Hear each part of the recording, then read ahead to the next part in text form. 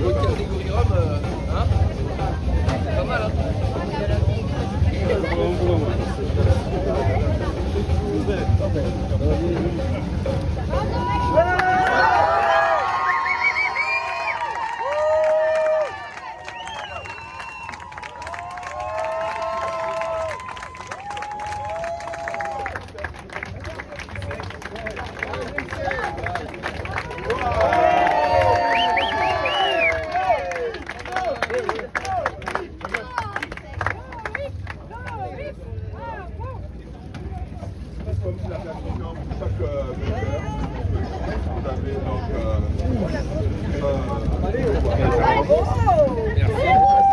Il sera buté ce soir.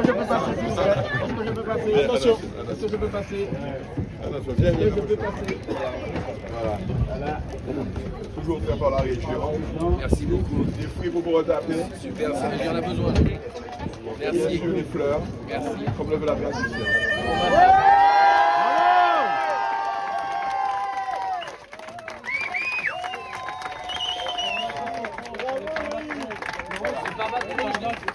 Ah oui, les pare-balles sont trop. Les pare-balles sont trop. Ça y est, les pare-balles sont trop. T'as dit qu'il fallait mettre là-bas. Trop haut? Oui, ah oui, celui-là est trop. Ils sont pas assez bas. Franchement, ils sont un peu aussi.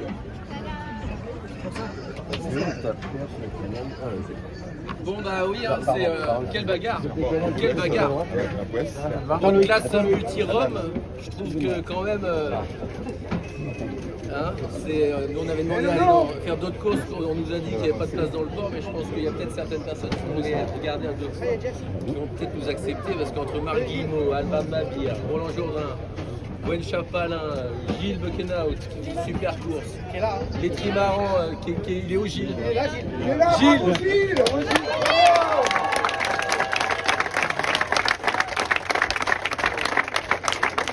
Ah ouais Gilles, putain. C'est lui qui fait gagner, quoi, clairement.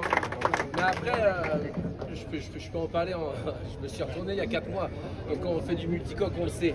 C'est-à-dire qu'il y a toujours ça, c'est pour ça qu'on arrive, il y a pas mal d'émotions. Parce que forcément, c'est stressant. Quoi. Donc c'est pour ça que quand j'ai appris ça pour Gilles, c'était pas facile.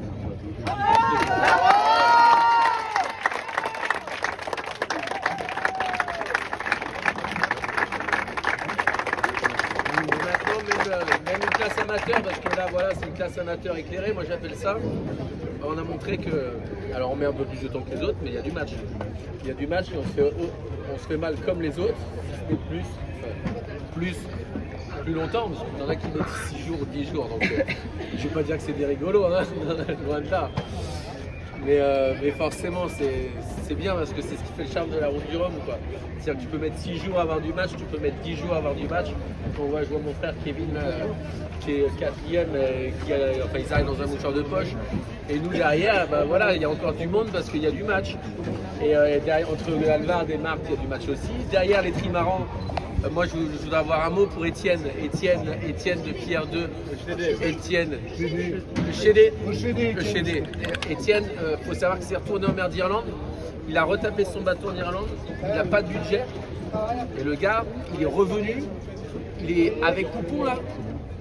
Hein? Non mais c'est un truc de malade. Le marin que c'est le chapeau quoi. Enfin voilà. C'est une catégorie. Je pense qu'on n'a pas fini d'entendre parler. Voilà.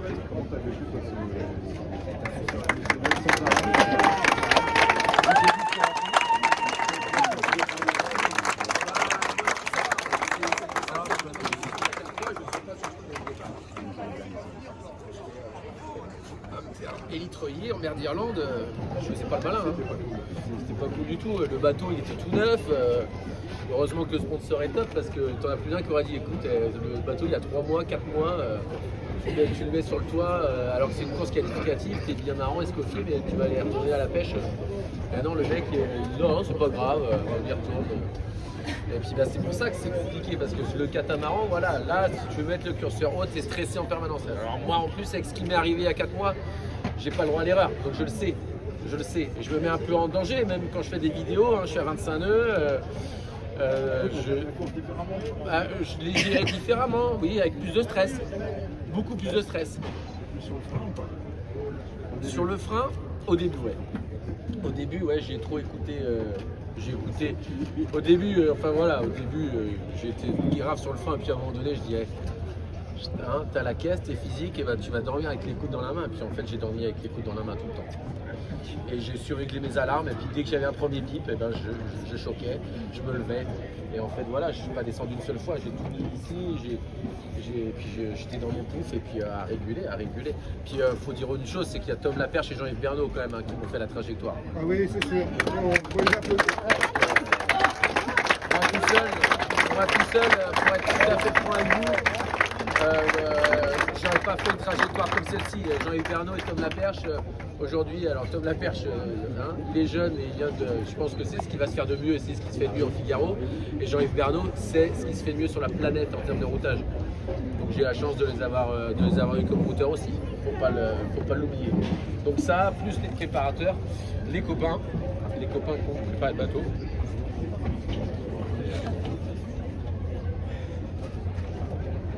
Donc voilà. Il y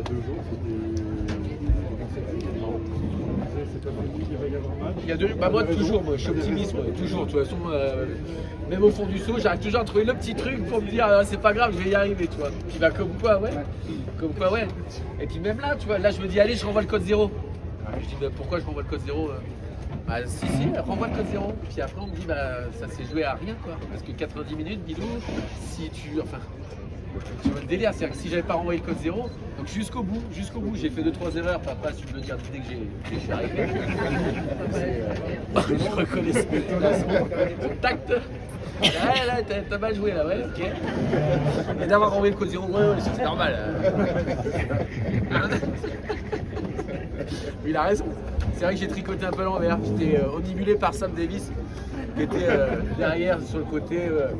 On s'est eu en VHF, il y a 3 jours, on a pas mal discuté. Et puis là, on s'est tiré de la bourre, non, parce que avec les bateaux qu'ils ont. Mais voilà, non, c'est bon, ouais, moi je pense que je fais 2, j'arrive, Francis Le Goff, je sais pas où il est, Francis, mais il est là, il arrive, il me dit bon Loïc, je dis oh là, qu'est-ce que j'ai fait comme connerie encore. Et il me dit non, mais je crois que t'as gagné la route du Rhum. Il me dit Bilou a un plomb qui a sauté. Et il a accepté les 90 minutes. Et vu que tu arrives juste avant 90 minutes, tu gagnes la route du Rhum. En classe, Rhum multicoque. Bravo. Voilà. Bravo.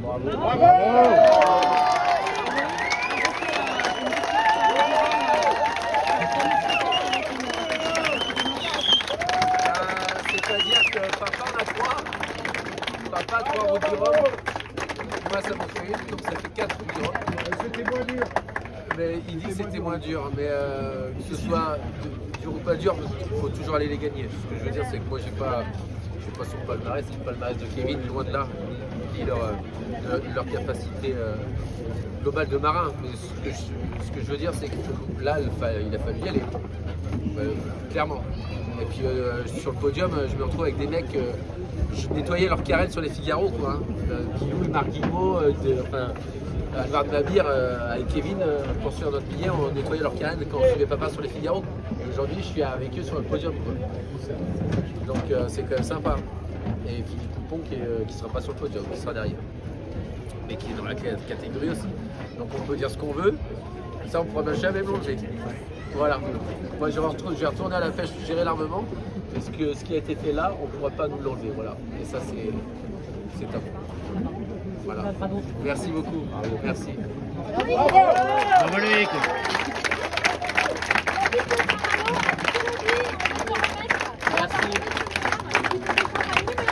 Merci.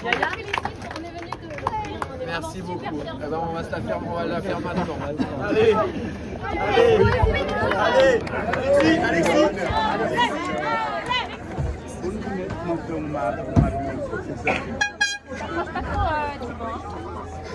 Inès, Du en dessous. mets en dessous. Attention.